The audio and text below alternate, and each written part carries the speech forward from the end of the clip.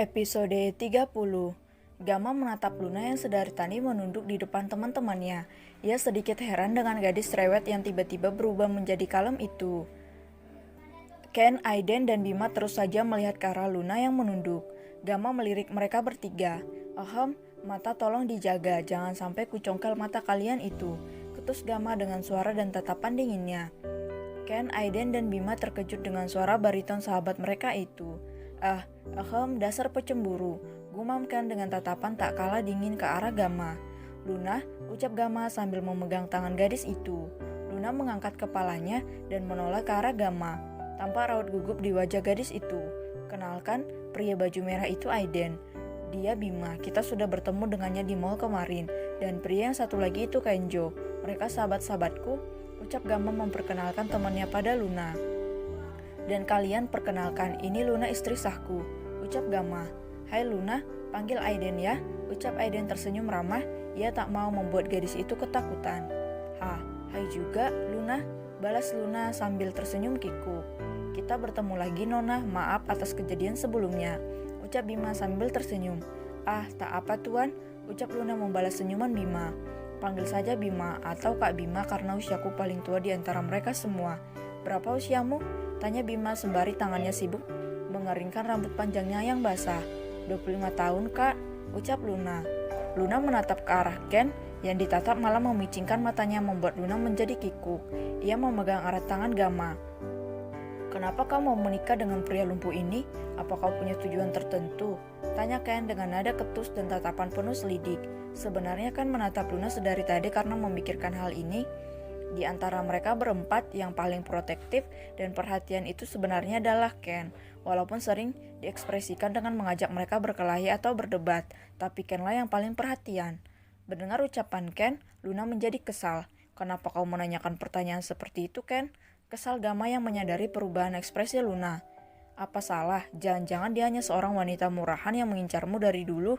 Aku tak mau kamu bertemu wanita sejenis Tiara lagi. Ketus Ken.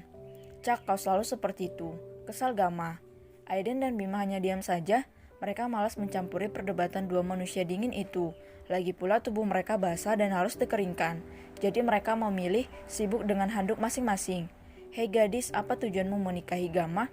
Kau sudah tahu kan siapa dia? Kau pasti punya niat lain. Ucap Ken lagi dengan nada menyudutkan Luna. Gama semakin kesal. Ketika ia ingin membalas, matanya terbelalak saat melihat apa yang dilakukan Luna. Plak, satu tamparan keras mendarat di pipi pria tampan itu hingga meninggalkan bekas telapak tangan. Tampaknya tamparan itu sangat keras hingga membuat seorang Ken sedikit sempoyongan. Mati aku, si gadis barbar sudah kembali. Batin Gama terbelalak melihat perubahan wajah Luna yang tadinya gugup kini kembali menjadi Luna yang biasanya bahkan lebih seram. Aiden dan Bima tak kalah kaget. Mereka menganga, mata mereka terbuka lebar, bakar handuk di tangan mereka sampai jatuh saat melihat Luna menampar Ken yang bahkan tidak pernah membiarkan seorang pun menyentuh wajahnya. Ken sendiri masih pusing, ia memegang wajahnya. Ia juga terkejut saat melihat keberanian gadis itu. Samar-samar, Ken tersenyum tipis, namun hanya Gama yang menyadarinya. Jaga bicaramu pria brengsek, keluar kau dari rumah ini, bentak Luna yang kemarahannya kini sudah diubun-ubun. Keempat pria itu terdiam saat mendengar kemarahan gadis cantik itu. Kau sadar tidak sudah membuat keonaran di rumah orang lain? Jangan mulut kotormu itu. Tahu apa kau tentang hidupku, ha? Ucap Luna sambil menunjuk ke arah Ken. Sorot mata gadis itu terlihat berapi-api ingin segera melahap pria itu. Aura ini, batin Bima sambil menatap Ken, begitupun dengan Aiden. Siapa gadis ini? Batin Aiden. Auranya semakin kuat, gumam Gama yang menatap Luna. Maafkan saya Nona, jika memang Anda ingin saya pergi maka dengan senang hati saya keluar. Maaf sudah mengganggu jam istirahat kalian, ucap Ken dengan nada datar. Entah kenapa mata pria itu terlihat sendu. Luna menyadari itu, ada gejolak lain di hatinya namun ditepisnya karena kemarahannya lebih dominan saat ini. Ken keluar dari rumah itu dan memilih masuk ke dalam mobilnya. Di dalam mobil, Ken duduk bersandar pada kursi mobilnya. Ia menengadah menatap ke atas.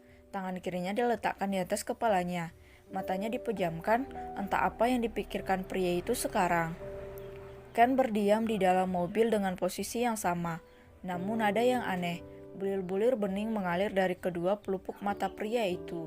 Seorang Ken yang terkenal pemberani, sikapnya 11-12 dengan Gamma, tidak pernah menunjukkan kelemahannya pada orang lain, kini menangis hanya karena ditampar seorang gadis. Apa kiamat akan segera tiba? Sementara itu di dalam rumah, Gamma mencoba menenangkan Luna yang masih marah. Ia menarik tangan gadis itu agar duduk di atas sofa. Luna duduk dulu, tenanglah, Tita Gamma. Luna menatap Gamma, kini hatinya terasa sakit saat mengingat ucapan pria tadi. Apa sebegitu rendahnya aku di mata kalian? Ucap Luna dengan mata berkaca-kaca. Siapa yang tahan jika dikatai sebagai wanita murahan? Sekuat apapun pertahanan Luna, mentalnya juga akan down saat dihina secara langsung, apalagi dengan orang yang baru ditemuinya. Maaf, jangan menangis, ucap Gamma yang tidak tega melihat Luna tersakiti. Dia mengataiku wanita murahan, Gam. Siapa dia berani-beraninya menghinaku seperti itu? Hiks. Luna yang biasanya kuat dan tidak terpengaruh dengan omongan orang lain kini menangis lagi di hadapan Gamma. Gamma tidak tega melihat gadis itu menangis. Rasanya dia ikut sedih saat melihat air mata Luna jatuh untuk membasahi pipinya. Gamma menarik Luna ke dalam pelukannya. Luna tidak menolak, ia menangis dalam pelukan Gamma. Dia menepuk punggung gadis itu untuk menenangkannya. Sudah, jangan menangis, Lun, ucap Gamma menenangkan gadis itu. Luna, Ken punya alasan kenapa dia mengatakan itu, ucap Bima membantu memberi penjelasan. Benar kata Bima, Ken adalah orang yang mudah khawatir, dia sangat protektif pada kami semua. Apalagi terhadap Gamma, dia hanya tidak ingin Gamma bertemu dengan wanita yang tidak tepat, jelas Aiden. Aku akui ucapannya memang kasar, tapi kalau itu tidak benar kenapa kau harus tersinggung, ceplos Aiden. Gamma dan Bima menatap kesal ke arah Aiden, bukannya memperbaiki suasana, pria itu malah memperkeruh keadaan. Ingin rasanya aku jahit mulut si dodol ini, geram Bima. Awas kau Aiden, batin Gamma. Mendengar ucapan Aiden, Luna melepaskan pelukannya dari Gamma. Ia menghapus air matanya menatap tajam ke arah Aiden, yang ditatap malah kikuk dan diam menunduk seperti seekor anak anjing. Cak, kenapa perkataanmu benar sih? Aduh, aku jadi malu, gerutu Luna yang sadar dengan ucapan Aiden. Gamma dan Bima menepuk jidatnya masing-masing. Kepribadian gadis ini benar-benar tidak bisa ditebak. Sebentar sedih, sebentar lagi sudah kembali normal. Aduh, gimana dong? Apa dia sudah pergi? Tanya Luna bingung. Pasti belum, karena mobil kami mengalami masalah, bensinnya habis dan mobilku kempes. Jelas Bima. Luna langsung bangkit berdiri. Ia berlari keluar meninggalkan mereka bertiga. Gamma, kepribadian istrimu mengerikan, tapi auranya mirip dengannya, ucap Bima sedikit berbisik. Kau baru lihat segitu. Aku sudah melihatnya menghajar orang mereka sama persis memang, ucap Gamma. Dia gadis yang hebat, lanjutnya lagi.